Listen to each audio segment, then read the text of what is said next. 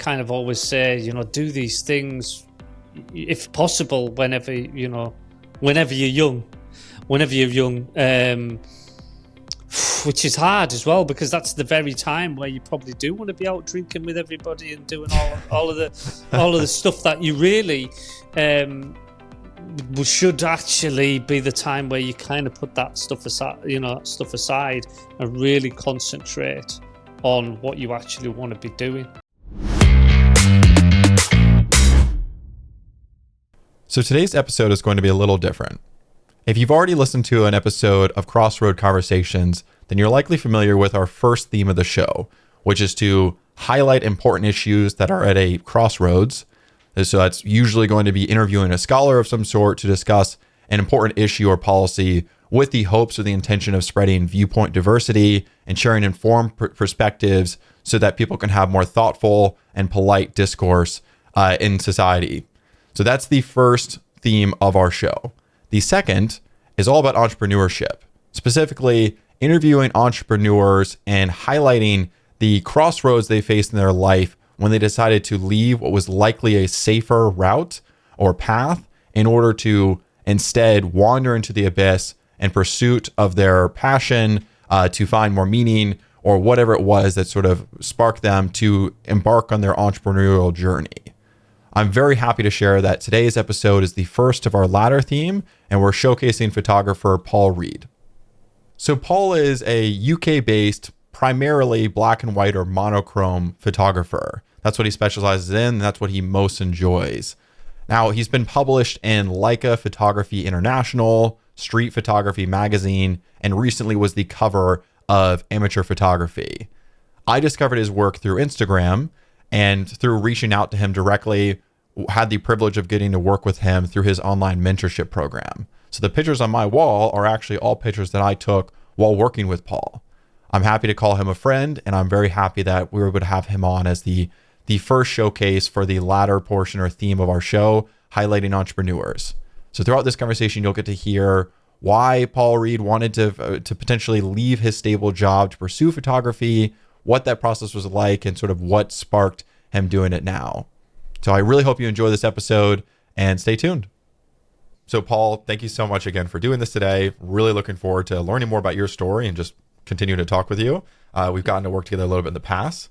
So first question. So Paul, many, if not all of our listeners have or will face crossroads in their career. You took the bold step of leaving a stable job somewhat recently to pursue your passion for photography. Can you walk us through that journey? Yeah. This wasn't the first time that I've done this or tried this. I didn't know that. Many years ago, when I was, just really in my 20s, I had enough people telling me at that point. So I was in an office job, and I'd worked there for, quite a while. And I had enough people telling me at that point, you're really good at photography, and just so many people saying you're wasted here. You should be doing this, full time, all the rest of it. So I left that job to do photography full time. Now, the timing of that wasn't great. There's a few reasons why that failed at that point. I think the first thing, when you're young, sometimes you're not taken as quite as seriously as whenever you're older. That's kind of one point in it. Other things, such as just not having the right information really at that point to go into something full time. I automatically at that point thought, so I'm skilled, so I'm going to be a success. So I thought that skill equals success. It doesn't. Without a doubt, it doesn't at all. I mean, I always put it a bit like there's so many, fantastic singers out there, but they're not all, putting records out and things like that. There's a lot of amazing singers, but they're busking on the streets, and some of them are better than than some of the artists that are out there selling platinum albums and all sorts of things. So So skill definitely doesn't equal success, and I realized that quite quickly. The other reason why, so basically that was one thing. The other thing was that I kept it local at that point. Now I didn't really much have a choice because this was in kind of probably like late 90s, early 2000s, and we just didn't have the opportunities that we do now with our outreach to the world. It just wasn't the same back then. So it was very local, and where I'm from, which is Carlisle, it's a funny place. It's just, yeah, you can't really even be different from anybody else here. You've got to, just toe the line and go with whatever is the thing here. This city kind of, I call it a city. It's more like a town, but it's classed as a city. But it kind of normally runs about 10 years behind, say, somewhere like London. It's just a little bit behind on things, and that didn't help either, because what I was trying to do at the time was something different. It's a niche what I'm in. It's not quite mainstream what I do as a photographer, and I was in that niche then. So my thing back then was, and it was weddings, and it was all sorts of things like that. What I was doing this whole great new thing, which a number of other people were doing, which was, when you're doing a wedding, not doing all of the traditional stuff. It was doing all of the candid photographs of everything that was going on, capturing moments. And also there was a lot of monochrome stuff in there as well. Couple things. One, I found you because your pictures stood out to me from everybody on Instagram, which is extremely difficult to do. But I can see one of your pictures and like, oh, that's Paul for sure. Yeah. And then two, if you could just elaborate for a few seconds on what you meant there when you said what you do in weddings is different than what I've often seen when I've gone to weddings. Yeah. So if I was doing a wedding, then the first thing and most important thing is to capture everything which is happening rather than posing, for photographs. For 2 hours. Yeah. Now, it doesn't mean to say I won't do any posed stuff. It just means that that's going to be a minimal part. I won't be taking up time of the bride and groom on the day. Their thing, it's not a photo shoot, and that's my kind of always the thing which I'm saying to couples is, look, this isn't a photo shoot. It's your wedding day. So, you're there to enjoy the day. I'm there to, capture what's happening. It doesn't mean to say I'm not interacting with people. It doesn't mean, there's a number of things to do with that. It also means that you're not just taking pictures of the bride and groom. It means you're taking pictures of everybody that's there. I could kind of almost call it street photography, but at a wedding. Yeah. It's you're looking out for those moments and those special, photographs and capturing those moments. So that was what I was doing then. Probably still not quite. I mean, I wasn't. I'd been doing photography since I was about 16 or something like that, but at the same time, there was just some things I thought I knew what I was doing. I was being a fly on the wall more back then, so that meant not really interacting a lot. It was just capturing what was going on and not interacting, and I kind of saw it as I'm on the outside looking in. I'm not part of this wedding. I'm not part of this. I've just got to capture it. I've changed all that now. I actually don't think that that's the best way to do things. I think the best way to capture events, capture weddings, anything like that, is to actually capture it within the wedding or whatever it is, and interact with people, because you are there. It's like, it's stupid to even say that you're not, because you are there. You're part of that wedding. Because they can see you. Yeah, totally.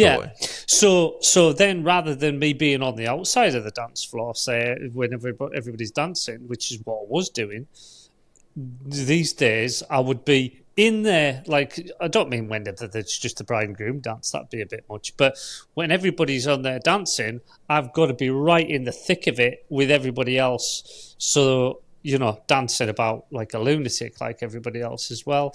And also interacting with people, talking to them and saying hi. And then if somebody's sitting there, like say there's a couple sitting there somewhere, is actually got, making them aware of my presence there, so that they will look at the camera and they'll play up to the camera. So there's a change there in what exactly what I do to do with that sort of thing. But because I was in a niche and people just didn't get it, they just didn't get it at all. And I think again, it's this whole 10 years behind anywhere else where I'm from. One of the first weddings that I did, I think it was the mother of the bride, just didn't understand what had happened. I mean, she just was looking at the photos and she said, "I don't understand." She says, "You've taken pictures of the guests." That was like, she was laughing when she said, "You took pictures of the guests," and it just wasn't got. So I was fighting a losing battle here. The odd person, the odd couple that got it, that's what they wanted. But in the main, it just was never going to work. So, and then what I had to then do was change my whole approach to weddings, to portraits, and start to conform to what everybody else was doing. And then that's where I went wrong at that time. I completely lost my passion for it. I just started to do what everybody else was doing because it was the only way to make money, doing what I was doing. I took on jobs which just were not good jobs, which were anything that was going just because it was loosely related to photography. So one of my things is, and it's something I advise, if you wanted to be a photographer, that's what you wanted to be, then make sure it's the photography that you actually want to be doing. So it doesn't mean to say that just because you say, right, I want to be a photographer, yeah, but what sort of photography do you want to be doing is definitely a thing. Do you want to do weddings? Because if you do, then that's brilliant, but go do those weddings the way that you want to do them. But or if it's portraits, do them the way that you want to be doing them. And that's a good point as well, because I don't know how many people listening are going to know all the different avenues you could pursue in professional photography, but sports, landscapes, real estate, commercial, I can't even imagine how many venues there are where you might hear that commercial real estate is where you make the most money, and you pursue that even though you have zero interest in either of those two things. Yeah. My kind of thing is, and I did do that. It's this blanket thing saying, right, well, I'm a photographer now, so I'm going to take every single job that comes on, whether it's commercial, wedding, portrait, if it's babies, kids, whatever it is, because all you're thinking at that point is, I want to succeed at this. So, and in order to succeed, I need the money coming in. So I'm just going to take it all. I'm going to have it all. The problem with that is then suddenly what you're doing is you're not actually doing what you wanted to do anymore. Yeah. Just because it says photography, just because somebody says I need a photographer. My worst example of this is that one of the things that I started to do was insurance photography, and that was taking photographs of damaged vehicles. Oh my word! Sounds exhilarating. Yeah, it was. So you had to kind of and anybody could have took these photographs these days. These days, somebody could just go around that car with a smartphone and just go front, side, back, and then that's it. Yep. Take a picture of the damage, and then bye. I'm done. So that's a job, and so badly paid. Such a badly paid thing to do. So that I took on doing that. What else did I do? And the other thing I did was, it was insurance again, but it was for damaged homes that were damaged by I think it was like damp and all that sort of stuff. Look, this isn't what I decided. Wasn't what I went into photography to do, and suddenly I'm doing all of this now. My advice to anybody would be is just to take on the jobs that you actually want, that are the reason why you went into this in the first place. That may mean that this is going to be a slow start at times because you're going to be saying no to some work, and that is a difficult thing to do. But you would be better. Now, this is just an example, but you would be better just taking on the jobs that you wanted, that you really enjoyed doing. That's the reason why you left your day job and went into photography, and then just getting a part-time bar job for the revenue, because you're better off in that bar job than you are taking insurance pictures of cars and taking pictures of damp. Because in a bar you're going to meet some interesting people. There's just more that could happen from that job. And the reason why I say take on a job in a bar or something like that, I'm talking, do not get wrapped up in going into another career at the same time. So if you like, I don't know, like being a barman, that could be a career. Totally. But what I'm saying is if it's not a career to you, so a bar job for me is not a career. It wouldn't be the career that I would be wanting to pursue. So I could do that. So if I thought, oh man, this is a quiet month, this is a quiet couple of months, I could see, right, well, I'll tell you what, there's a bar job there. I'm going to take that bar job, but at least I know that I'm not invested in that. I'm not going to get confused and then start to get wrapped up, and then actually the photography becomes the part-time thing then. So, but you'd be better doing something like that rather than taking on these terrible jobs. School photography, that's another one, people take on. And totally. That is a bad one because here, at least in the UK, that's run by agencies. So like they've got the monopoly on school photography. What that means is, they get paid very well for school photography, but the guy, say the photographer who goes and takes those photographs, gets paid a very small amount, and the hours are ridiculous. Like it's right at the beginning to right at the end of the day, and it's just numbing monotonous work. Yes. I'm just trying to kind of build a picture of what I did, which this is what I did. Like I made all of these mistakes, to the point where I just couldn't do it anymore. In fact, I had a studio. I got rid of the studio, and what I was starting to do as well was cut costs because I was, because the work really just wasn't coming in to the way I wanted it. So then I started to cut these important costs. Got rid of the studio. Right. Okay. So now I haven't got a studio. Stopped paying for my Yellow Pages ad, which was basically our version of, I don't know what you guys had back then, but whatever it is, that's almost like saying, right, well, I'm going to cut my marketing out. No, as I say, we had the same thing in the States. Right. And today it would be you're going to cut back on your Facebook marketing spend. Yeah. So cut back on that. And gradually I was destroying the business. I was just absolutely, So in the end, I ended up...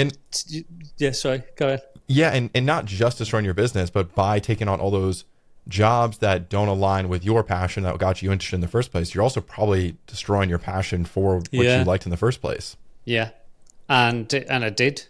And so photography, I did exactly what I said don't do, which is then I got a job.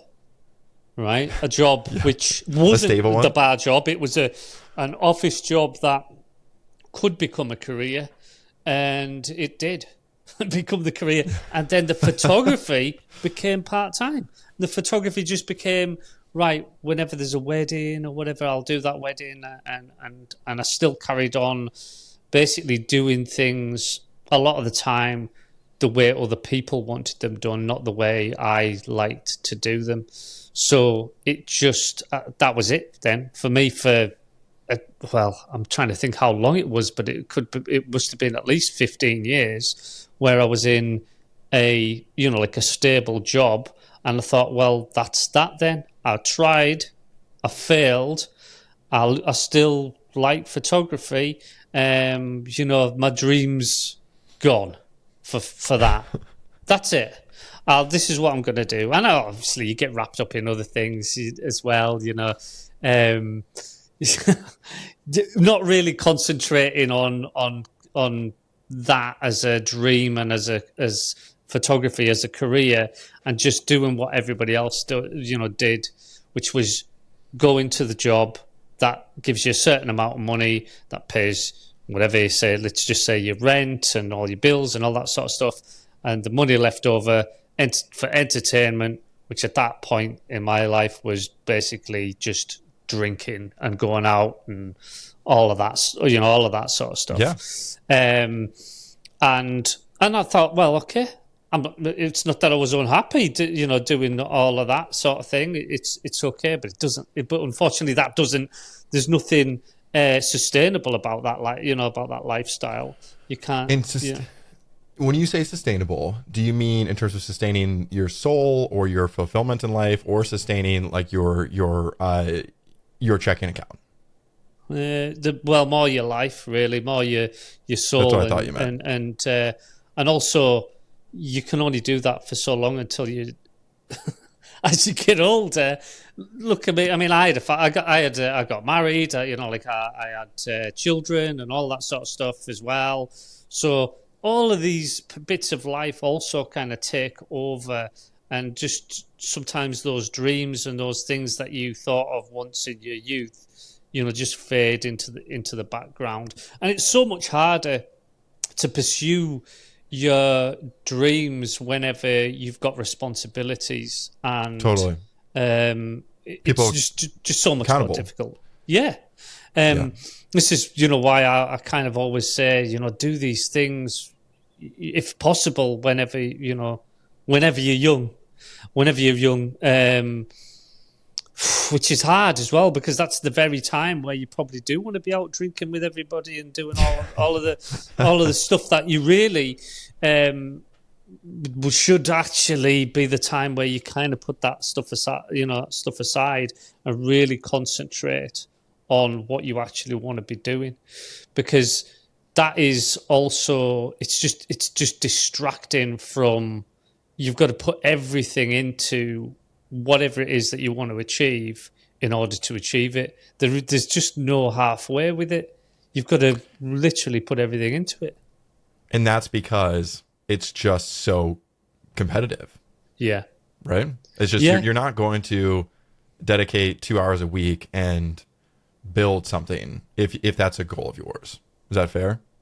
Yeah, definitely. Yeah. And also, look, it might not go the way that you think it will. So I guess I'm kind of cutting to also where I actually decided that I was going to actually pursue this again.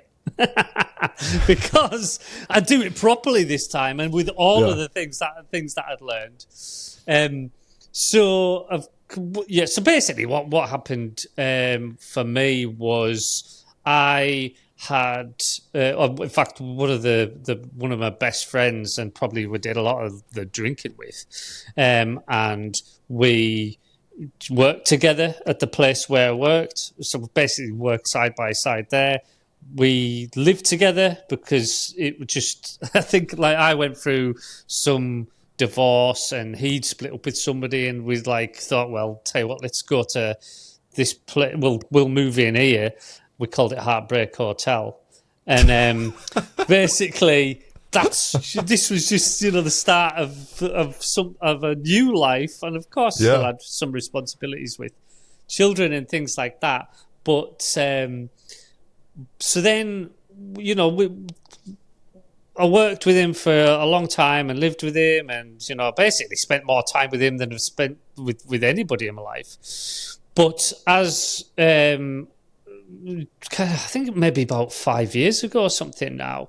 And what happened was there was a few things where he was finding he couldn't speak the same way that he used to be able to speak. It was like slurred speech, and did a few different funny little things which were going on. He kind of thought at the time that it was psychological, so he's kind of seeing a psychiatrist, thinking it's just something in his head that's doing it.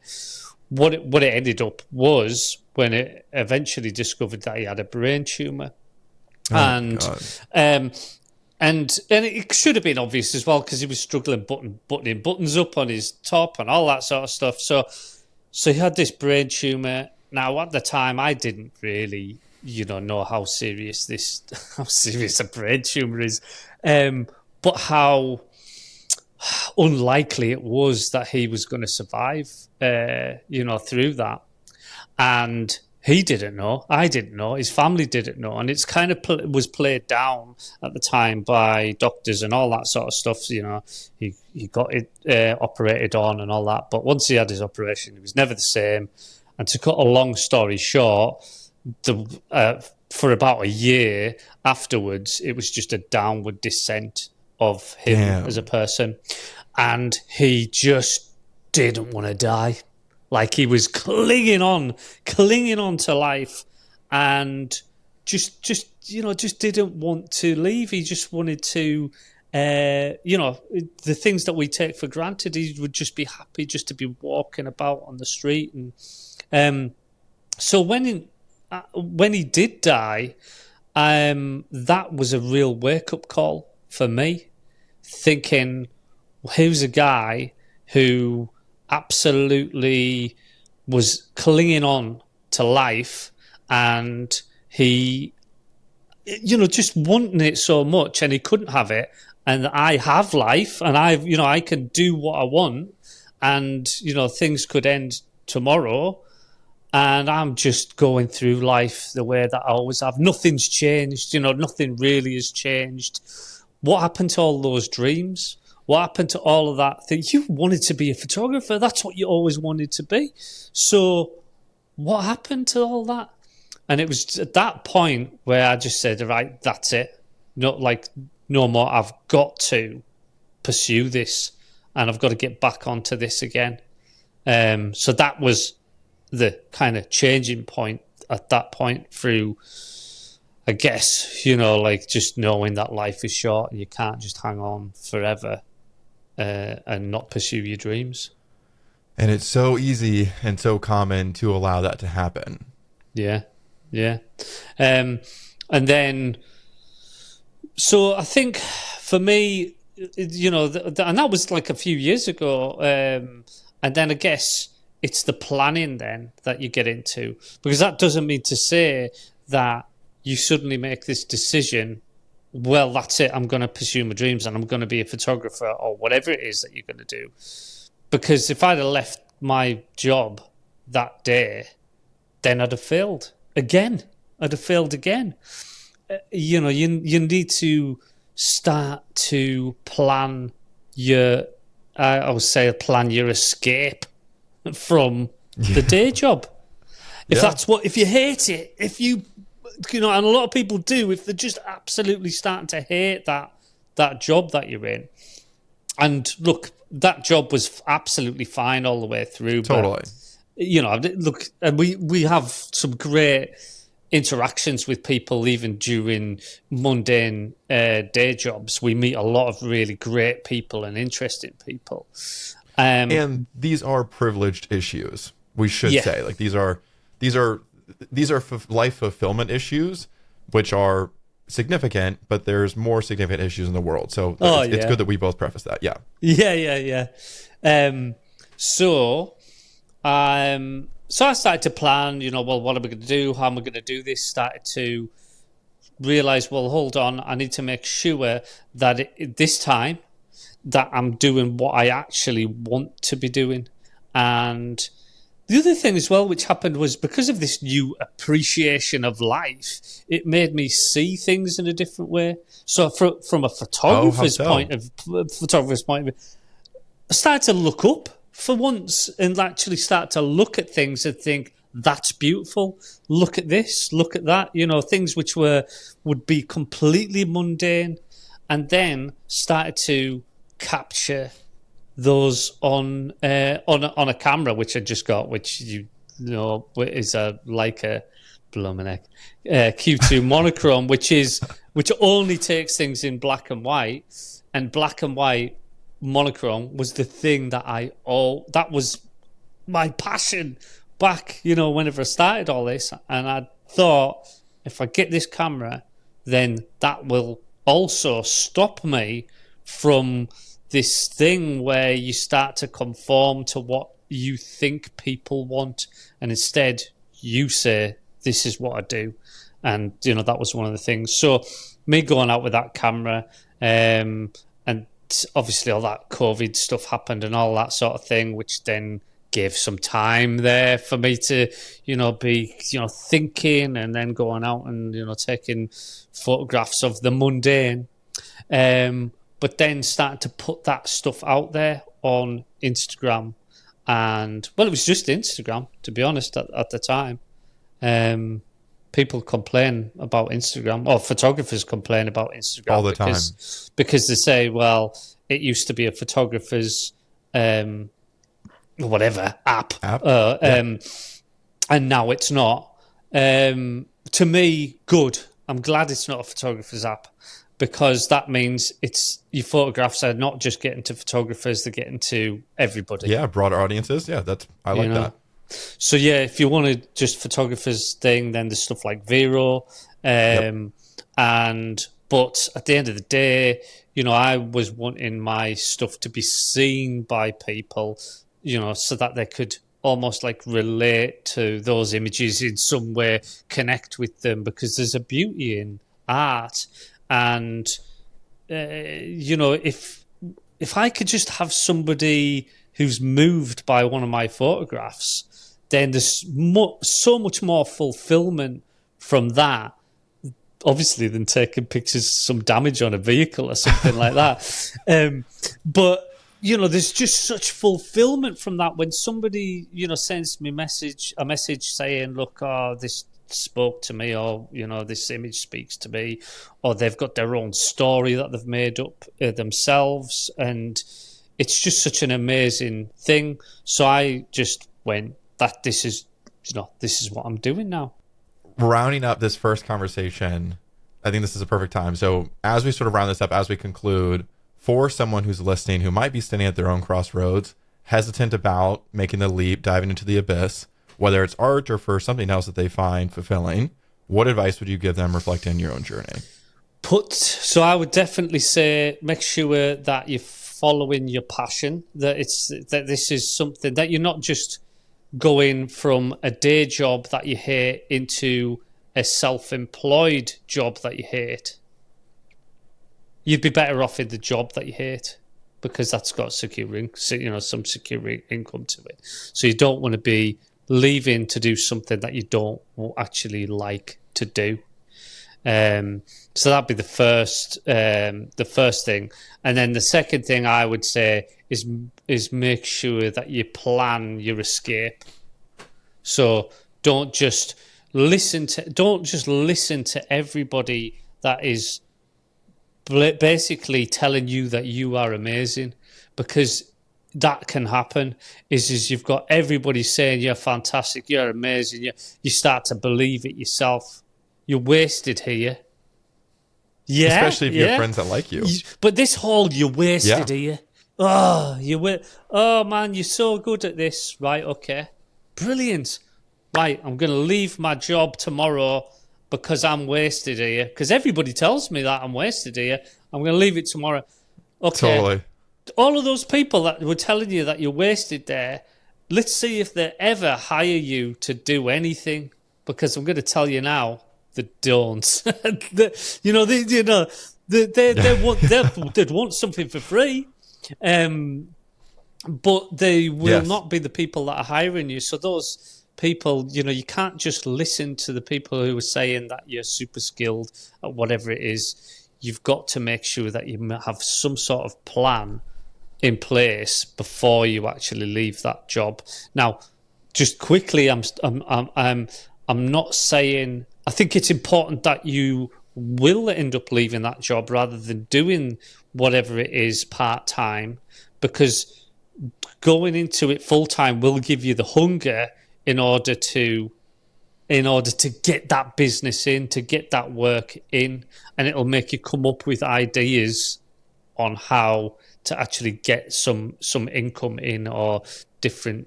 So it is important that you don't just carry on doing whatever it is for part-time forever, because you'll never make it. You're not going to build it to a point, and then think, right, okay, well, now it's time to leave because it's bringing in enough income so that I can leave. It doesn't normally work that way, because your time that you could be spending on your business is spent working for somebody else. So, but all I'm saying is, before you make that leap, is to just put a plan into place, what you're going to do and when you're going to do it. I love that. I think that's great. Paul, thank you so much. Really, really appreciate it. It's good catching up with you. And I hope this was fun for you too. Yeah, it was. Cool. Awesome. Thank you so much for listening in to this episode of Crossroad Conversations. If you enjoyed the conversation with Paul, please let me know. Candidly, we spoke for an hour, and I think we covered 2 of the 5 topics I want for us to get through. So not surprising, but there's many things we can discuss with Paul. And if you find this conversation helpful, or if you'd like for us to do a different type of session where maybe we pull up some of his work and talk through what photographs of his have gotten the most attention, or which ones he might enjoy most, or anything that we might be able to be instructive.